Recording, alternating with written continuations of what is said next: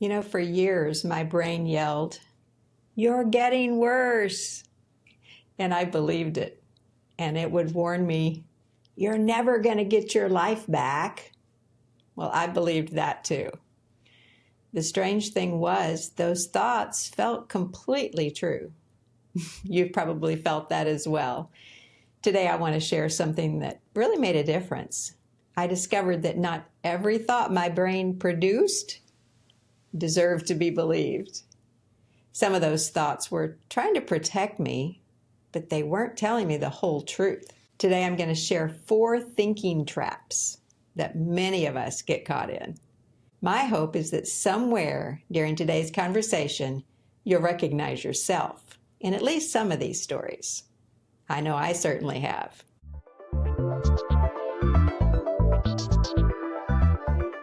As a pain management coach, I have a lot of stories from my 20 plus years of unmanaged pain. I'm joined today by my husband, who is a medical family therapist, helping me provide hope and inspiration to you as you make the most of your pain management journey. Yeah, and before we go any further, this episode, it's not about blaming yourself for thoughts. I mean, every human brain creates stories and thoughts and interpretations, especially when we're afraid. I mean, especially when we've been hurting for a long time. So the goal today isn't to stop thinking, it's simply to become more curious about the stories that our brains are telling us. Have you ever found yourself lying in bed after a particularly bad pain flare? Maybe you've had one of those days. Everything hurts, nothing seems to help. And suddenly your mind starts racing. What if I'm getting worse? What if all the progress I've made is gone? What if this is my life forever? So one painful afternoon somehow can become a frightening prediction of your entire future. Looking back, you might say, my brain wasn't trying to hurt me. It was just trying to protect me. But it assumed the worst. Yeah, I saw that happen. I mean, to you a lot of times. Yeah. I mean, one difficult day became, this is how my life is going to be forever. That's right. So psychologists actually have a name for this pattern, and they call it catastrophizing. And we've talked about this first thinking trap before. It's when our brains take a difficult moment and turns it into a disaster story. I'm sure you've had that experience before. What's interesting is that catastrophizing often begins with a perfectly reasonable question. What if? But before long, it becomes, it probably is. And then eventually, I'm sure it is. And that happened to me more times than I can count. One thing that helped me a bunch was asking a simple question. Is this a fact? Or is this my frightened brain trying to predict the future? Sometimes that one question was enough to interrupt the downward spiral. Now, that wasn't the only story my brain liked to tell, and maybe it's not the only story your brain tries to get you to believe either. So here's the second thinking trap. I think this one kept me stuck even longer. Maybe you've thought something like this. If I can't walk down the street without pain, why even try at all? Or if I can't clean the whole house today, there's really no point in doing any of it. Everything becomes either a total success or a complete failure. There's not much room in between. Yeah, and life almost never works that way. I mean, most of life seems to happen in the middle, right? Yes. So psychologists call this all or nothing thinking. Ooh, so this is brain trap number 2. Yes. Number 1's catastrophizing. Number 2, all or nothing thinking. Right. Which is, both of those are easy to fall into. Yeah, they are. In all or nothing thinking, everything becomes black or white, perfect or terrible, success or failure. But recovery doesn't often look just like that, right? No, it doesn't. And if we keep thinking that way, recovery is going to be slower. That's right. Right? Yeah. Recovery looks a whole much. Recovery looks a whole lot more like what we've talked about before. Profound baby steps. We know that phrase well. We do. Yeah. So, when a baby learns to walk, we don't expect perfection. We celebrate every tiny attempt, right? Every little wobble, every fall, because we know that those little steps are leading somewhere. But somehow, as adults, we stop offering ourselves that same grace. That's absolutely true. Because for babies, we clap, we cheer, we celebrate. I mean, why do we do that? Mm-hmm. It's because we know progress isn't measured by perfection. Yeah. It's measured by movement. Mm-hmm. Yeah.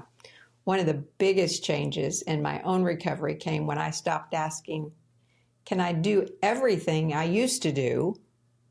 And started asking, what's one meaningful step I can take today? There's this third story, brain trap story, that our brains can get us into. And I think this one's even sneakier because most people don't even realize that they're doing it. I certainly didn't. And we'll talk about that next because it interfered with almost every day of my pain journey. Joan was right. This one really is sneaky. We might not even realize when we're doing it. So, do you ever have 10 good things happen in a day and one difficult thing? Which one does your brain replay all evening long? All evening long. The difficult one, despite the 10 good things, right? So maybe you wake up one morning with plans to go for a walk, but you didn't feel up to it, so you didn't do it that day. But maybe that day you also had a great conversation with a friend. Maybe you spent some time laughing, enjoying doing a variety of things. You had dinner with your family, which was really pleasant. A lot of good things happened during the day. But at the end of the day, it's possible that you start thinking about, man, I didn't get to go on my walk today. I didn't feel up to it. I'm a failure. And that becomes the headline of your day, right? Everything else disappeared into the background. And your last thought is, my day was a failure. Yeah, I mean, it's amazing. It's amazing how our brains can do that. They can overlook the 9 or the 10 encouraging moments and get completely absorbed by the disappointment that you felt with your limitations, right? That's right, yeah. So psychologists call this mental filtering. Mental filtering. Mm-hmm. Yeah. And you better remember that one. Well, because if you forget it, it might ruin your whole day. Just ignore him for a minute. So mental filtering is kind of like putting on a pair of glasses that only allow us to see what's wrong. The good things are still there, but we stop noticing them. We can get to the point of only seeing our problems, what's missing in our life. But that doesn't mean that those are the only things that are present. That's one of the reasons why gratitude has become such an important part of my own life. And when I ask my clients, what are you thankful for? I'm not asking them to ignore the pain or their limitations or their disappointments, but I'm simply inviting them to take off those negative filter glasses, even if it's only for a few minutes. There's a fourth final thinking trap that's probably the most challenging of all, not because it creates more pain, but because it changes the way we see ourselves. So somewhere along the way, have you stopped saying, I'm living with chronic pain, and without even realizing it, started saying to yourself, I'm a burden, or I'm useless? Do you hear the difference? One describes your circumstance, but the other describes your identity. I've seen this happen so many times. And people slowly stop describing what they're experiencing and they start defining who they are. I mean, that's heartbreaking. It's really sad to see that happen because it is a mental trap. Yeah, it really is. Because pain is something we experience. It's not who we are. And psychologists call this labeling. So we take one part of our experience and we make it our entire identity. And looking back, I wish I would have remembered more often, Debbie, you're still you. You still love people. You still laugh. You're still learning. You still have gifts. Pain hadn't erased any of those things. I had just stopped seeing them sometimes. Yeah, one of the challenges that I struggled with was seeing you caught in that labeling mental trap. Right. Because you did see yourself as a failure, kind of stuck in that, in that trap. Yeah, I really did. And the challenge was I didn't know exactly how to share that observation that I had about that, because to tell you about it, I was concerned that that was going to cause you to be all the more caught in the labeling trap. Oh, yeah. I'm now a failure because even Jim thinks I'm a failure, not just I think I'm a failure.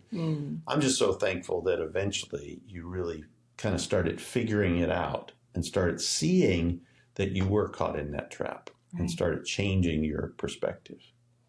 Yeah. That's one of the reasons I'm inspired to work on this channel and this episode in particular, because I think one of the greatest gifts that we can give ourselves is remembering that we are more than our diagnosis, more than our MRI, more than our pain score, even more than our hardest day. So what do we do when one of these thoughts show up? Honestly, I don't think the answer is arguing with every thought. I've tried that. It doesn't work very well. Instead, I've learned to become curious about those thoughts. So when I notice one of these thoughts or stories beginning, I start trying to ask myself a few questions. The first one is this a fact? Or is it my brain's interpretation right now? Is there another possible way that I could interpret this? Or maybe even if a close friend said this about themselves, what would I say to them? Now, those questions by themselves don't magically erase our fear, but they do challenge the fact that we might be caught in some unhelpful mental traps like this. Yeah. So if there's one thing I hope you remember from today's conversation, it's this. Your thoughts are real, but they're not always reliable. Sometimes your brain is frightened, which makes sense, right? Sometimes it's exhausted. Sometimes it's trying its very best to protect you. That doesn't make your brain your enemy. It makes your brain human. So the next time one of those frightening stories appear, don't be embarrassed and don't criticize yourself. Just try to notice it. Smile if you can and gently ask yourself, is this the only possible story here? Yeah, and if this episode has challenged your thinking about your thinking, you might want to watch that video about the awareness wheel. We hope to see you there. Right. And until then, remember, your pain is real. There is hope. And our goal is for you to have your pain in the rear view.